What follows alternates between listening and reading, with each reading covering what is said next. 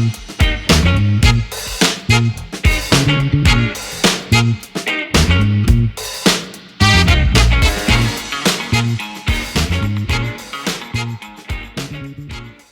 right, let's talk about Montel Williams.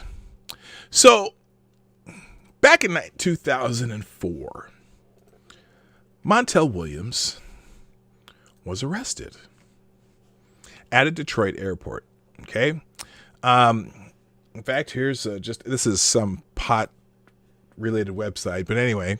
So this is 2003, November 2003, talk show host Montel Williams, who uses medical marijuana to treat the symptoms of multiple sclerosis, could have received up to a year in state prison as a result of being caught with a small amount of marijuana in Detroit's Metro Airport Monday night.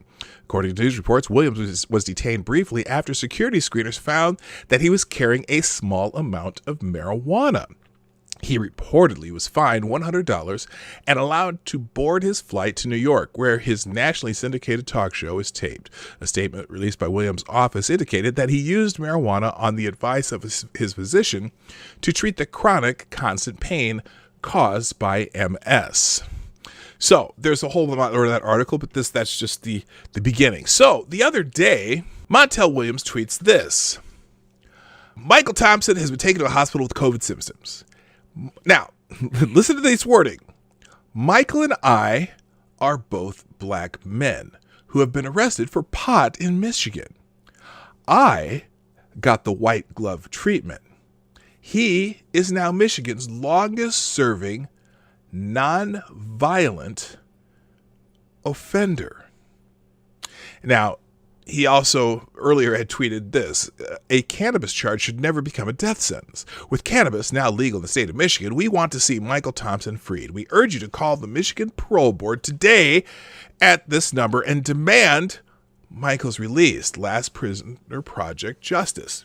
So when you read this tweet, Michael and I are both black men who've been arrested for pot in Michigan. Now, knowing the details of Montel Williams' arrest and subsequent release and fine of $100 for his small amount of medical marijuana, you would think that when Montel Williams tweets about this, that these cases would be similar, right? Would you think the cases were similar?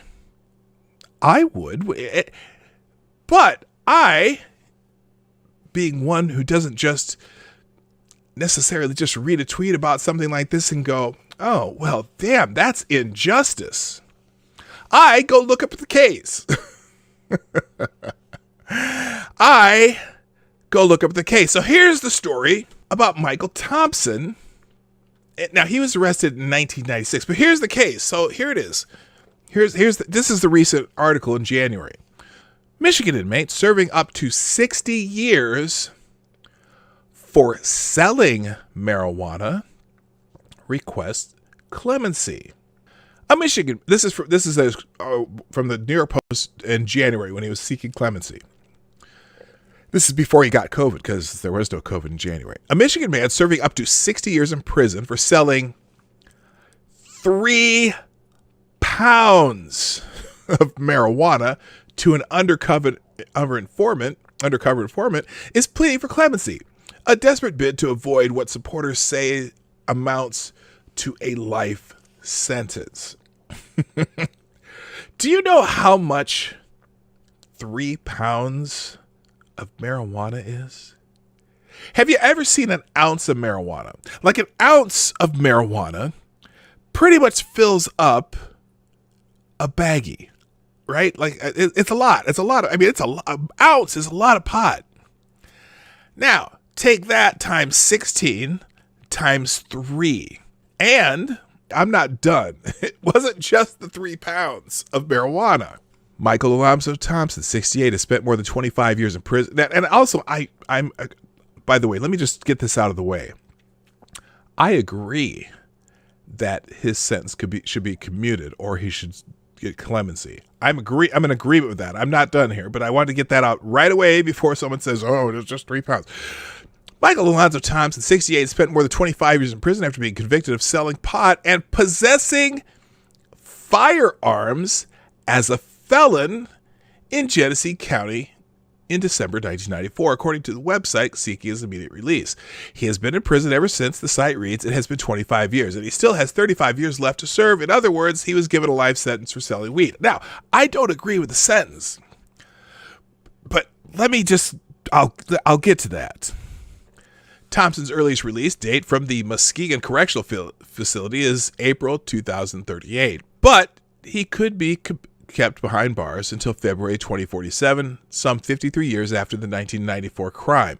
His maximum sentence is listed as 60 years according to prison records. Thompson's attorney, Kimberly Kendall Corral, said she submitted the petition for clemency Wednesday on his behalf to the Michigan Department of Corrections Parole Board, his third attempt. His last request for release was denied by then-Governor Rick Snyder in 2018, the same year Michigan voted to legalize recreational marijuana in the state. And that's why this case is coming up again. They have made recreational marijuana legal in Michigan, and there's other things too. So, long story short, Michael Thompson has been a model prisoner. But let's talk about when he was sentenced. In 1996, height of the drug war, quit and crime bill. Joe Biden wrote that crime bill, right? He's so proud of saying, I wrote that crime bill. He sold 3 pounds. Means he was trafficking, which back in 96, marijuana was still one of those drugs, right? I mean, I agree it should be legal. But 1996. Also, he was a multi-time convicted felon. He'd been in prison, I think, 3 times for other items. Multiple offender, trafficking, and felony possession of firearms while he was caught selling to the undercover agent. So, the sentencing in that case, part of it was because there's the sentencing formula back in 1996 caused them to add more years to it. Now, I also agree, and I've said this already, but I'm going to say it again. I agree that he probably deserves clemency after 25 years in prison. He's an old man, and he has symptoms of COVID. They didn't say he has COVID. But maybe I'm biased, but I don't see the issue with selling weed as opposed to selling cocaine and heroin, 2 drugs that doesn't take much to literally kill you. Yeah, we can talk about the merits of marijuana or not, but again, he's a convicted felon carrying firearms, selling a controlled substance at the time. Does he deserve clemency now? Yes. In fact, by all accounts, he's been a model prisoner. So let's get back to Montel Williams, though. So I said this. My first reply to someone about this, which is something he replied to me. So I'll go back to my notifications here. Somebody who was replying to Montel Williams' tweet said, "This is so tragic to destroy a life over pot. Why wasn't his conviction vacated when pot became legal?" Well, mainly because he was a convicted felon pot was not the only thing included in the charges. It was a convicted felon in possession of firearms while committing another felony. None of that, when those things are combined, not so much. It wasn't just about the pot. I've answered her. I said he had multiple felony convictions and was caught selling 3 pounds to an undercover informant while in possession of a illegal handgun. His request of commutation is absolutely legit and warranted after 25 years, but Montel is making this seem like he got caught with a joint, which is what Montel Williams got caught with trying to board a plane in Michigan in 2003. Montel Williams decides to reply to me this: "Don't lie about what I said. Maybe take a moment and educate yourself." Now, one of the laziest, and I mean laziest, arguments, and one that just annoys the shit out of me when people do it on the internet, is the phrase, educate yourself. He continues, though. 3 pounds of weed and unrelated guns do not make a life sentence. Let's stop with the stupid here. Oh, dear sir. Dear sir. Dear sir.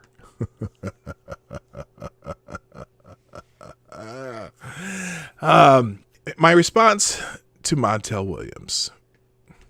Where was the lie, sir? I didn't say sir, but I just said, where was the lie? There's a reason that I know the difference between your case and Mr. Thompson's case, because I did educate myself by looking it up. That's why I know the details of each case. Your little bit of medical marijuana in 2003 for which you were fined $100 is not the same as Mr. Thompson being a multi-time convicted felon selling 3 pounds to an undercover officer, felony trafficking, while also in possession of a handgun, also a felony, in 1996. Your tweet made it sound like your cases were similar. They were not. The only similarity is that you are both black men who have been arrested for pot in Michigan, quote unquote. Further, if anyone lied about what someone said, it would be you. Where exactly did I imply he should have received a life sentence? In fact, I specifically stated the following, quote, his request of commutation is absolutely legit and warranted after 25 years. Perhaps you didn't read that far, and I put that right there where I said it. And although you may not have seen it, I also replied to you directly regarding this, because I wrote to him also that day, replying to him, Montel, I'm going to guess you weren't convicted of a drug-related felony possession of an illegal handgun, arrested selling 3 pounds of weed to an undercover informant. Arrested for pot probably was a little different thing when you got arrested, because I had not even looked up his case until later. That being said, it's certainly reasonable for this man to have his sentence commuted. By most accounts, he has been a model prisoner, and now that marijuana is illegal in Michigan, that is certainly a factor when considering this man's fate. And I even said, good luck to Mr. Thompson, because I hope he does get his sentence commuted after 25 years. That's a long time to be in prison, especially when you were selling pot, even though it wasn't legal pot at the time. Very different times between 2020 and 1996. Height of the drug war.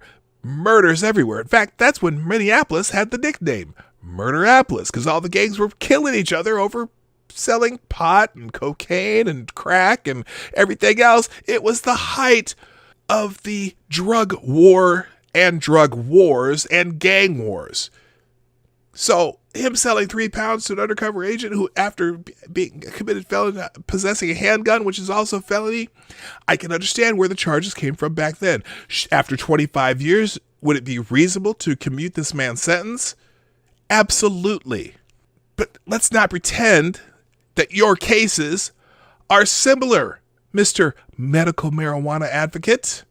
So I finished off by saying, well, so rather than taking the tired, educate yourself approach when you think someone is disagreeing with you, perhaps take the time to educate yourself first. Or maybe read it a second time and ask questions if you're not quite sure what someone is saying. You might be surprised that you may be in agreement on a few things. By the way, I was a big fan of your show back in the day. So was my mom. And grandma. Huh.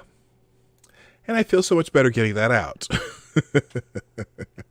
I loved saying that my grandma was a fan of your show, but that's okay. My grandma was a fan of Montel Williams. She really liked Montel Williams. And I liked his show. I thought he did some good shows. He wasn't completely crazy. I'm sure that the fact that Montel is rich and could afford a good lawyer had nothing to do with that. I know. See, his kid glove treatment line. I mean, Montel Williams, you were a celebrity. Of course you're going to get kid glove treatment, and you have money. And I'm sure any judge would have some sympathy for you, because you did have, there were places where you could get medical marijuana back in 2003. And so you might have had a license for it in one state. They probably took that as a factor. Plus, I'm going to guess you didn't have 3 pounds. You know how much pot? Do you know how much pot 3 pounds is? Take a medium-sized suitcase. Thank you, Cryptic. I'll get to that super chat in a second. Take a medium-sized suitcase and fill it with like your grass clippings. That's 3 pounds. It's like it's trafficking size. It's not like bite size or baggy size. It's not like you bought a little baggie full of pot. That's like a full grocery bag. Good God. Thank you, Cryptic, for the $5 super chat. I got to get my fingers ready for this one. I know, because it's Cryptic is always funny. Cryptic says, with the $5 and the new top super chatter of the day, says, quote, "My wife is furious at our next door neighbor who sunbathes topless in her backyard. Personally, I'm on the fence." Oh, yes, that is very good. Thank you, Cryptic. Thank you so much. All right, let's get into a couple things that are happening in the world. Good morning, Uncle Bobbity. What's up? Hey, this is PDawgKnight, and thank you for watching today on the PDawgKnight channel. If you have an observation or remark you'd like to make about this video or my channel, I absolutely welcome you to write it in the comments section down below. I really look forward to hearing from you. And before you go, if you like what you saw but you're not already subscribed, please make sure you hit the subscribe button and definitely click that bell that pops up afterward so you'll be notified when I post new videos or when we go live. I broadcast my live show, The Morning Night Live, Monday through Friday at 10 a.m. Eastern, 9 o'clock Central. A special thank you to all supporters of this channel who share our videos on social media and who make donations through the Streamlabs link, which is also in the description down below. Thanks again, and until next time, I'm PDawgKnight, and I'm out of here.